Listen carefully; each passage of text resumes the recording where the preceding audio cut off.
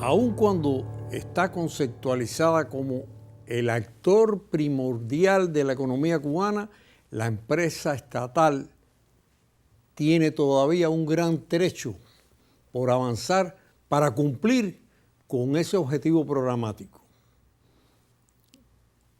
¿Qué empresa estatal necesita la Cuba de hoy? En buen cubano hablamos hoy. La empresa estatal socialista es una de las principales maneras para que la economía cubana pueda obtener, a partir del trabajo conjunto y organizado en pos del beneficio del pueblo, recursos y garantías a corto, mediano y largo plazo, las cuales contribuyen al desarrollo de la nación.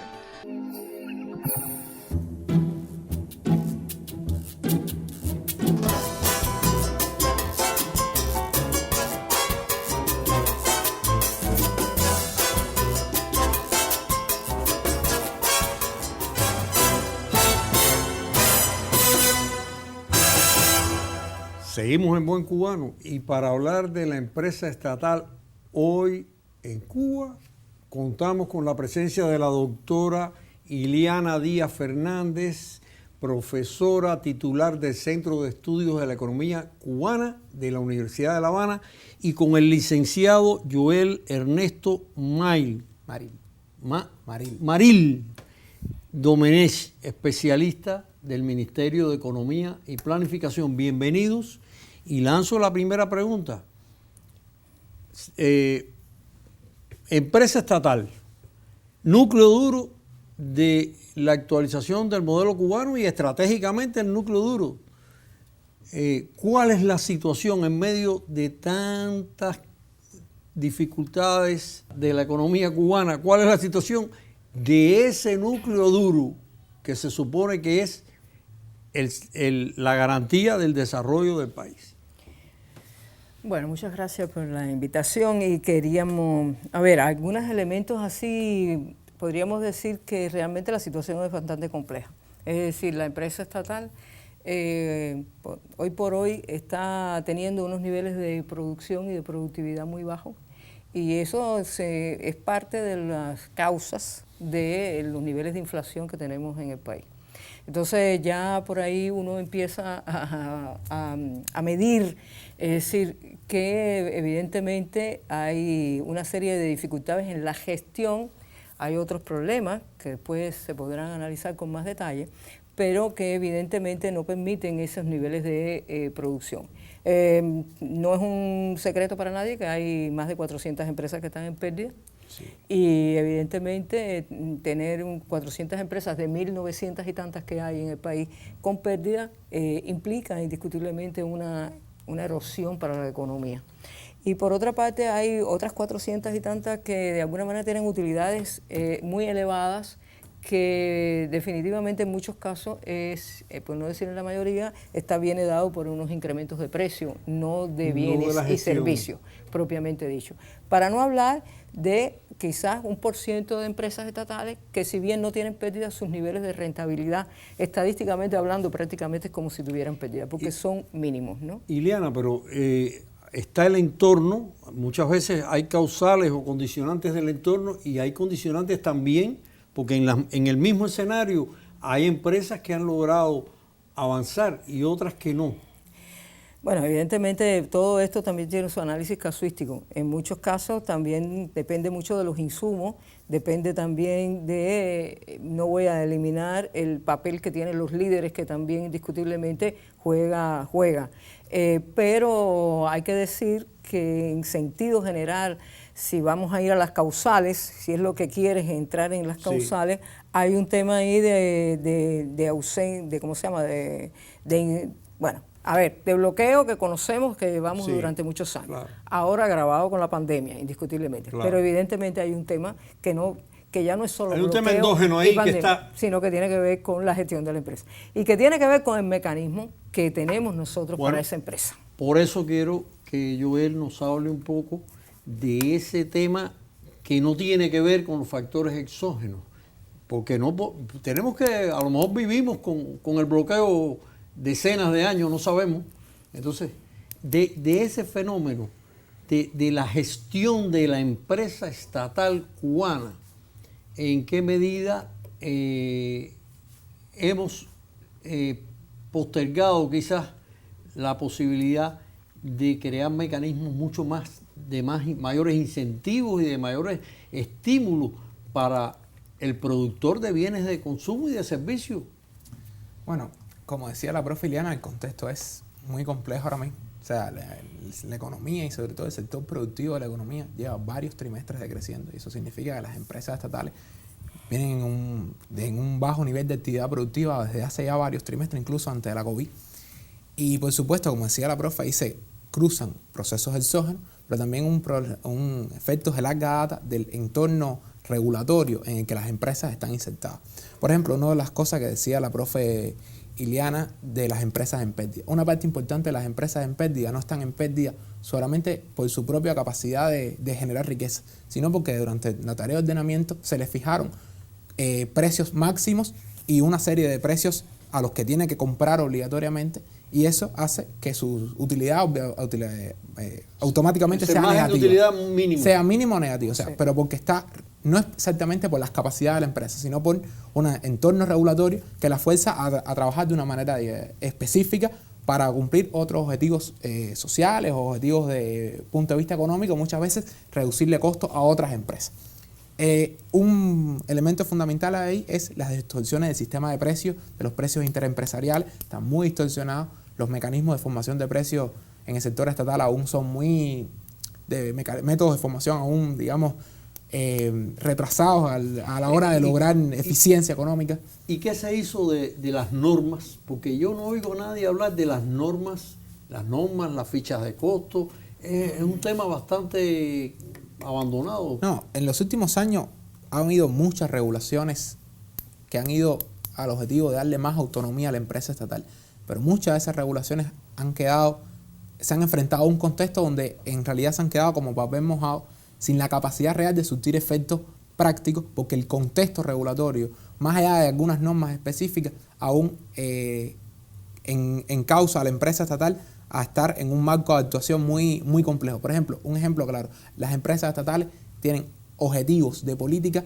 no bien definidos. Algunas veces cumplen objetivos económicos y se mezclan con objetivos sociales, y eso hace que el objetivo regulatorio para ordenar cuál es su funcionamiento económico no les permita optimizar la eficiencia para su funcionamiento. Entonces, y eso es complejo. Eso me da la medida de que hay mucha medida administrativa todavía arriba, gravitando sobre las empresas. Evidentemente sí, y a pesar de que se habla mucho de autonomía, realmente las empresas no tienen una real autonomía, porque de un modo u otro hay otras medidas que se lo prohíben de alguna manera. Doctora, vamos a hacer una pausa, que nos los están pidiendo. Sí. Recuerde que estamos en Buen Cubano, un programa de análisis, de reflexión, sin creernos que decimos la última palabra en nada.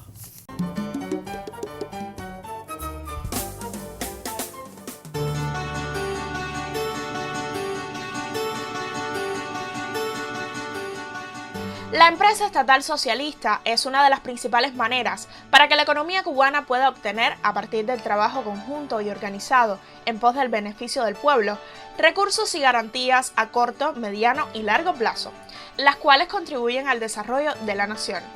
Muchos son los retos que tiene la empresa estatal socialista aún para su consolidación en un contexto donde las transformaciones sociales y económicas deben asumirse desde el papel que le corresponde a cada uno de los actores que interactúan en ella. La empresa estatal, como actor primordial de la economía cubana, es sin dudas la fuente mayoritaria de desarrollo de nuestra sociedad, por lo que ha sido objeto de los principales cambios y medidas económicas y organizativas en los últimos años.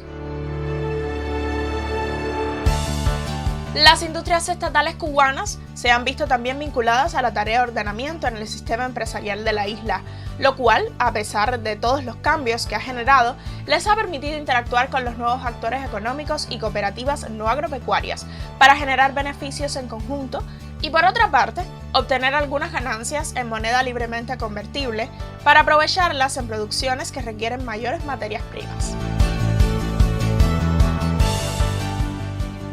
Potenciar el papel desempeñado por la empresa estatal socialista como actor fundamental en el funcionamiento de la economía nacional es una de las premisas de estos tiempos, en vínculo directo con el régimen de propiedad, la participación de los trabajadores, así como el papel de la ciencia, la tecnología y la innovación, y el sujeto económico principal.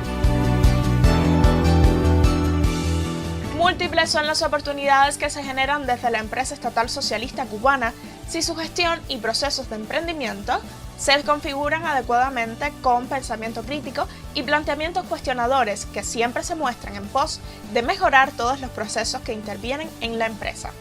La inversión en áreas como la investigación y la innovación, así como conocer y poner en práctica el aprendizaje de las nuevas generaciones salidas de la academia, también otorga mayor autonomía a la empresa estatal socialista, un bien del pueblo y para el pueblo, en pos de mejorar y desarrollar día tras día a la economía nacional. Elena Godínez del Mau, en Buen Cubano.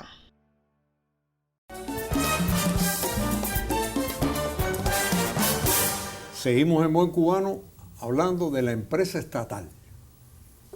Doctora, ¿cuáles son específicamente para las causas de los bajos niveles de producción y eficiencia de la empresa estatal que están pidiendo, están urgiendo cambios mucho más radicales en su gestión, en su diseño estructural y funcional?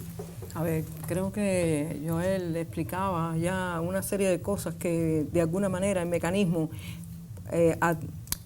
que acompaña a la empresa estatal y que hace que ella funcione o que permitiría que ella funcione, no está funcionando. Es decir, es un mecanismo muy administrativo, muy burocrático, muy asignativo de recursos, y esto provoca distorsiones. Uno, los precios. Dos, de hecho, restricciones blandas de financiamiento, es decir, la empresa está salvada permanentemente, se salva permanentemente, es decir, no quiebra. Sin embargo, los lineamientos incluyeron entre uno de sus tópicos la posibilidad de quiebre de la empresa. Entonces, permanentemente la empresa está continuamente en un proceso de salvamiento, de salvarlo. Porque puede hundir otra. Claro, porque lo que está es erogando recursos de la economía. Claro. De hecho, hacia un vacío, ¿no? Hacia un vacío, porque en la práctica no está produciendo lo que tiene que producir. En ese sentido, mira, realmente hay que decir que un grupo de profesores, desde hace más de un año, venimos trabajando en cómo pensar esta transformación que debe tener la empresa estatal. Y como parte de los programas que de hecho está teniendo el Ministerio de Economía.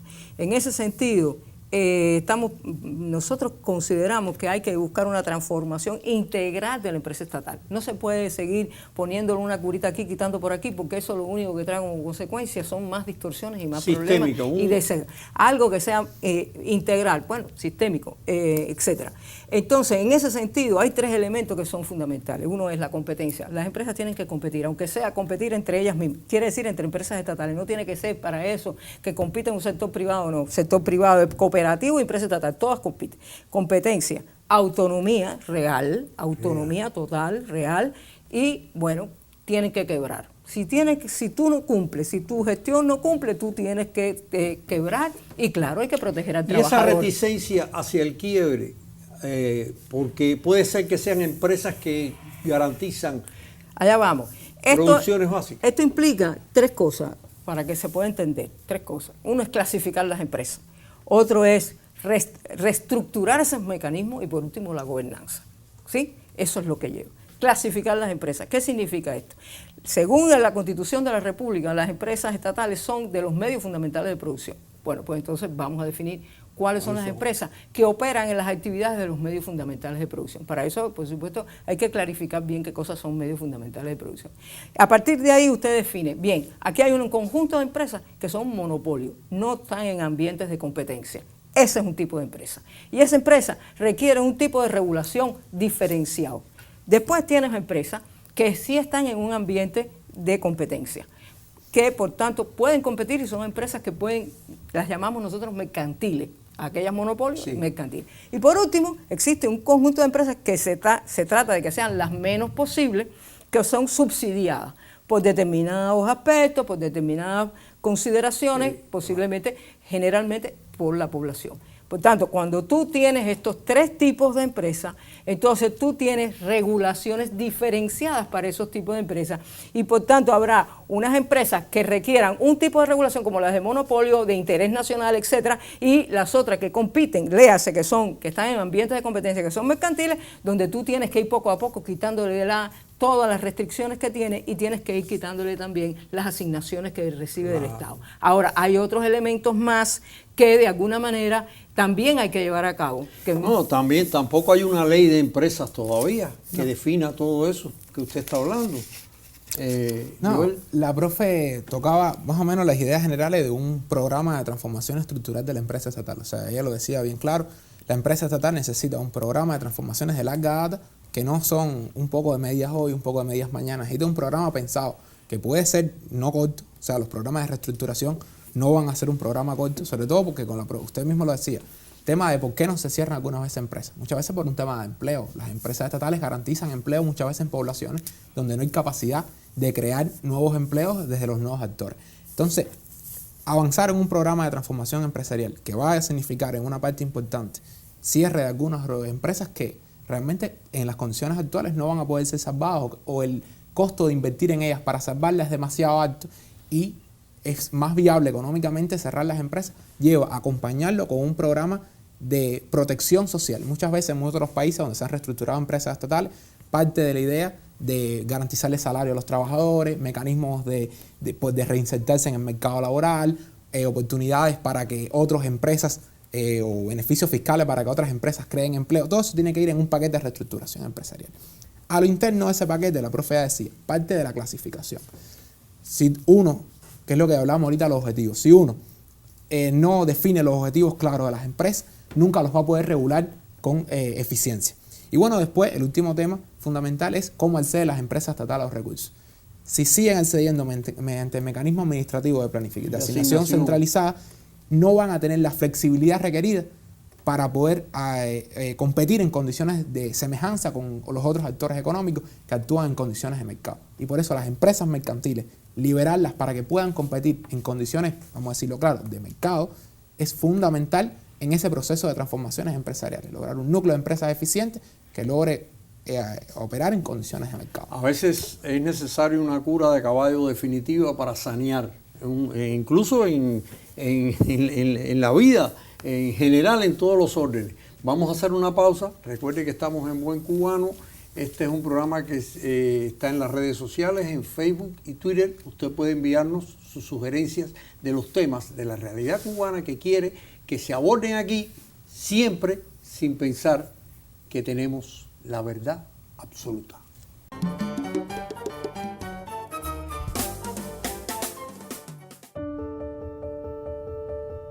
Carlos Miguel no puede acceder a sitios web imprescindibles para su trabajo como emprendedor de las tecnologías. Leudis, ciego de nacimiento, no tiene dispositivos médicos parlantes.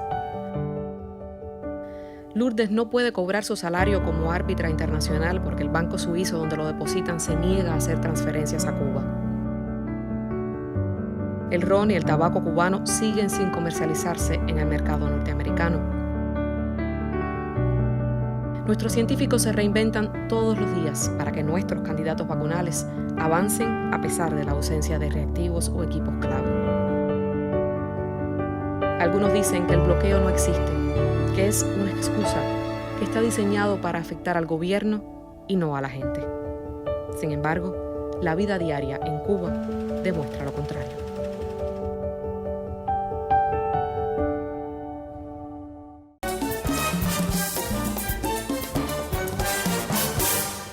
Seguimos en Buen Cubano, hablando de la empresa estatal, esa asignatura cuasi pendiente. Se plantea la necesidad de la separación de las funciones empresariales y las estatales. Pero la vida está diciendo que todavía el sistema empresarial tiene una estructura inmensa con una cantidad de intermediarios, incluso OSDE, grupos empresariales, y que separan las decisiones del lugar donde se decide la economía cubana, que es en la empresa. Entonces, todas esas estructuras, todo ese sistema empresarial, OSDE no constituye, de hecho, un alejamiento de la gestión de la empresa, un reforzamiento de las medidas burocráticas, de las medidas administrativas sobre esa célula que debe tener una autorregulación por sí misma, y que debe funcionar como tal con una autonomía lo más plena posible. Bueno, como comentábamos, dentro de ese programa de transformación empresarial, no vale de nada crearle condiciones de mercado y condiciones de acceso descentralizado a los recursos del sector empresarial si la misma sigue gestionada desde una estructura vertical, administrativa, sin objetivos claros muchas veces, y que es dependiente sobre todo de los ministerios ramales, que son los que controlan las empresas mediante sus OSDE. Hay una estructura que aunque se ha tratado de avanzar en la creación de las OSDE, fue un intento de avanzar en la separación de las funciones estatales de las empresariales, ese proceso aún ha quedado incompleto. Ese proceso aún las empresas y las OSDEs están muy atadas a los organismos, a los ministerios ramales, que son los que en última instancia llevan la conducción de sus objetivos empresariales. Y para avanzar en eso ya se considera que en este mismo grupo se ha discutido que es necesario romper con esa verticalidad que tienen desde los organismos ramales a las empresas de las OSDE y avanzar hacia la creación de un organismo que sea el que concentre toda la gestión empresarial del país. O sea, en otras experiencias internacionales se le conoce como mecanismo de supervisión, o sea, oficina de supervisión de activos empresariales, del Estado, o otros nombres diferentes, que lo único que hace es condensar la supervisión de la propiedad, o sea, representar al propietario Estado, a las empresas, y descargar a los ministerios ramales de la conducción empresarial. Los ministerios ramales, los que queden, porque sin su función empresarial se podría avanzar a una reducción de los ministerios ramales, los que queden se encargarían de la política económica de sus ramas, pero no de gestionar directamente las empresas. Para eso hay que crear un organismo que permita concentrar paulatinamente en el mismo la supervisión empresarial. Pero ese organismo no tendría funciones estatales como los tienen los ministerios, claro, sino que tendría una función de supervisión empresarial, y serían las propias empresas de su función empresarial las que operarían. O sea, se separaría la función estatal de los ministerios de la función que debe tener una empresa. Este organismo sería un supervisor de la propiedad, de la gestión empresarial, pero no sería el que operativamente gestionara las empresas. ¿Qué tema de las OSDE? Y con esto ya termino. Las OSDE, yo creo que no debemos tener un eso de que todas las OSDE están mal. O sea, yo creo que hay OSDE que aún en este esquema que le estoy planteando deberían seguir existiendo. O sea, hay OSDE que son positivas para la gestión empresarial porque permiten crear sinergias positivas entre empresas diferentes. El tema es que no podemos pensar que la estructura empresarial es una sola. O sea, la estructura empresarial tiene que organizarse en función de cómo sea más eficiente. Y hay lugares donde las OSDEs tienen razón de existencia y otros lugares donde no tienen razón de existencia. Y cuando y si se logra avanzar en esta creación de esta oficina de regulación de activos, de control de activos del Estado, una de las cosas fundamentales es analizar en cuál pasa como OSDE y empresa abajo y cuál pasa como empresa directamente gestionada, o sea, directamente supervisada, y que no necesitan tener un intermediario de OSDE que lo único que agrega es carga burocrática a la gestión empresarial. Pero parece que hay resistencia burocrática a esos objetivos. No, la transformación empresarial nunca va a venir separada de determinados consensos que hay que crear en el proceso. Doctora. No, porque es que mira, este es un proceso, como decía Joel, que es un proceso de larga data. Esto no es un proceso que sea de la noche a la mañana, nada, claro, es un proceso de la noche a la mañana. Es un proceso estratégico y es un proceso de voluntad política. Es decir, requiere eso. ¿Por qué? Porque sí hay que tomar decisiones complejas, difíciles, extremas, es decir, complicadas, duras, vamos a decir, ¿no? Así. Claro, duras, exactamente. Ahora, este proceso que se está proponiendo, que de alguna manera nosotros creemos que puede ayudar a salvar es decir, el mecanismo de las empresas estatales, etcétera, primero no privilegia la privatización. Es decir, aquí no se está pensando en privatizar. como China y Vietnam. Si China y Vietnam, cuando pasaron por este proceso, lo que hicieron fue privatizar y se quedaron con el núcleo duro y privatizaron lo demás. Nosotros no. Nosotros no estamos proponiendo eso. Nosotros estamos diciendo, aquí hay un núcleo duro y aquí además hay unas empresas que son estatales y que deben trabajar en economía de mercado. Por otro lado, libera recursos. ¿Por qué? Porque estas que son y trabajan en economía de mercado, el Estado, tranquilo.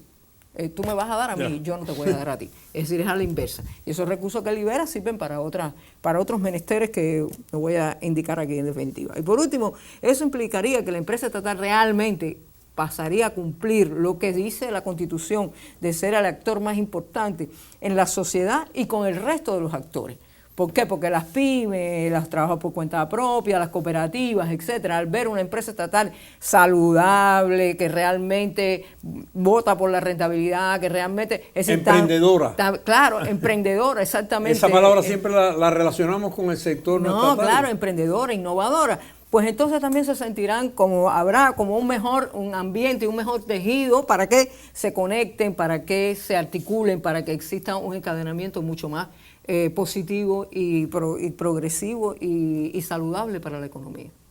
Entonces, tenemos que pensar que el trecho de la empresa estatal está todavía abierto para las transformaciones necesarias que requiere la economía cubana.